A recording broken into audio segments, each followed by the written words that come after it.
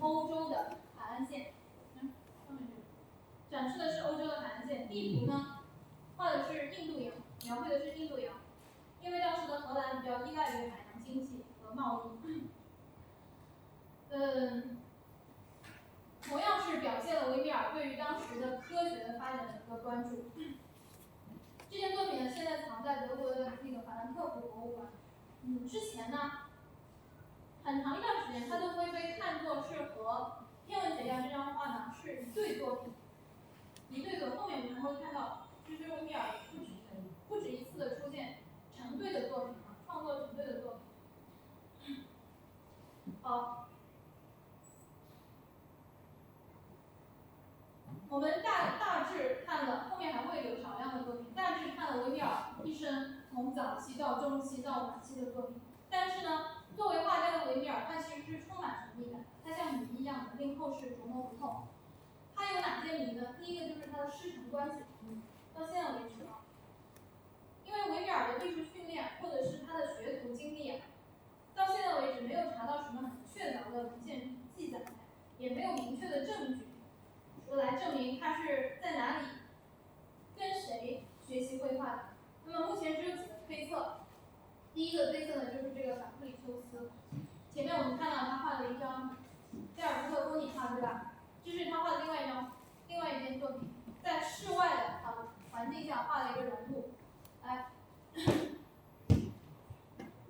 因为当时有一个印刷商呢写了一本书，叫《盖尔斯特画家纪略》。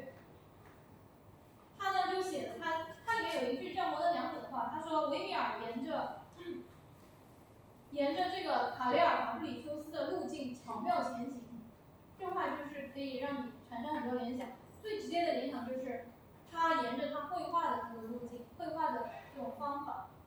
去学习的。所以这个呢就成为推测维米尔是曾经跟法布里修斯学习的唯一的一个微弱的依据。但实际上呢，我们看法布里修斯呢，他是1622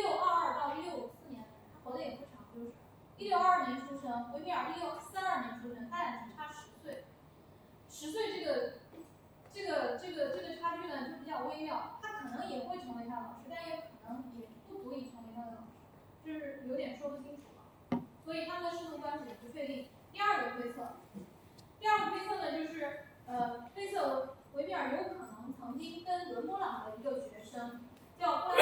这样一个人呢学习过绘画，因为维米尔的作品确实流露出他对意大利绘画的熟悉以及一些模仿。那么这个布拉梅尔呢，他从意大利学成归来之后呢，在盖尔斯特当地呢是一个很重要的画家。而布拉梅尔跟维米尔呢，他们这两家关系也非常的密切。所以呢，这也是其中的推测之一，确实没有什么很确凿的证据。第三个推测呢，就是当时有一个天主教画家叫布鲁梅尔特这样一个画家，理由是就是维米尔的作品啊，尤其是早期作品的一些风格跟这个乌德勒支的卡拉瓦乔画派是有很大的这种相似度的。所以呢，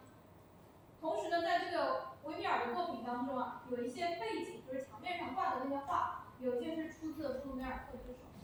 所以呢，就有推测说他是不是也跟这个布鲁梅尔特学过画，就是也不知道。所以第四个推测就是什么呢？第四个推测就是维米尔可能是自学成才的，就是实在没有其他的证据说他是自学成才的。他怎么自学法呢？就是说，因为他父亲认识很多画家，又经销很多画作、卖艺术品。那么维米尔是不是从他家里的酒馆墙上挂的自己开始学，也所以有这个可能性吧，可以这样说。那么维米尔他谜一样的这个画家呢，还有一个谜，就是他非常神秘的绘画方法。他是怎么作画的？因为没有任何他的素描或者是画稿留下来，也不知道他作画的过程，只能说他的步骤呢，我们从这件作品，绘画艺术的意义，对吧？这件作品呢，来推测，你看这件作品里面，他正在画一个缪斯女神，头上戴着那个桂冠，手上拿着羊皮卷的缪斯女神，她是先这样用浅色先勾个线，然后开始用鲜艳的颜色去涂色，这样子推测她可能自己是这样画画的。这只是一种推测。那么最关键的对它绘画作画方法的推测，就是它的关于它是不是使用暗箱，这个实在是吊了大家很久的胃口。那么，因为现在到目前为止一直都在争论这个问题，没有定论。那我们首先来看什么是暗箱，暗箱的基本原理是什么？暗箱其实它的原理就是小孔成像。就比如说，如果我们有一个密闭的房子，室内呢是很昏暗的，但是室外的光线是非常明亮的，大晴天的时候，这时候如果我们在这个墙壁上开一个小孔，